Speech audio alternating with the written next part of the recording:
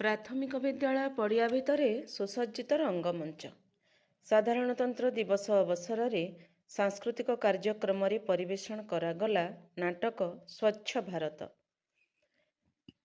ଅଭିନେତା ଅଭିନେତ୍ରୀଗଣ ଏତେ ସୁନ୍ଦର ଏବଂ ମନଛୁଆଁ ଅଭିନୟ ଦେଖାଇଲେ ଯେ ପଡ଼ିଆରେ ଦେଖୁଥିବା ସମସ୍ତ ଦର୍ଶକ ତାଳି ଏବଂ ପ୍ରଶଂସାରେ ପୋତି ପକାଇଲେ ସେମାନଙ୍କୁ।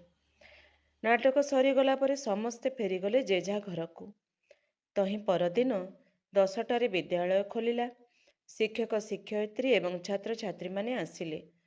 ପୂର୍ବଦିନ ରାତିରେ ସ୍ୱଚ୍ଛ ଭାରତ ନାଟକରେ ବ୍ୟବହାର କରାଯାଇଥିବା ଅଳିଆ ଆବର୍ଜନା ଯେତେ ମଞ୍ଚ ସାରା ବିଛେଇ ହୋଇ ପଡ଼ିଥିଲା, ଆଉ ମଧ୍ୟ ତା ସହ ପଡ଼ିଆ ସାରା ମୁଢ଼ି ପୁଡ଼ିଆ, କାଗଜ, ଜରି ପ୍ୟାକେଟ୍ ଏବଂ ଖାଲି ପାଣି ପାଉଚ୍ ଏବଂ ଆହୁରି ଅନେକ ଆବର୍ଜନା।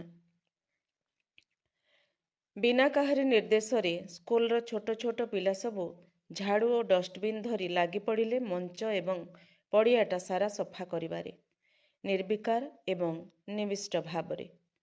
ଲାଗୁଥିଲା ଏଇ ପିଲାମାନେ ହିଁ ସ୍ୱଚ୍ଛ ଭାରତ ନାଟକର ପ୍ରକୃତ କଳାକାର।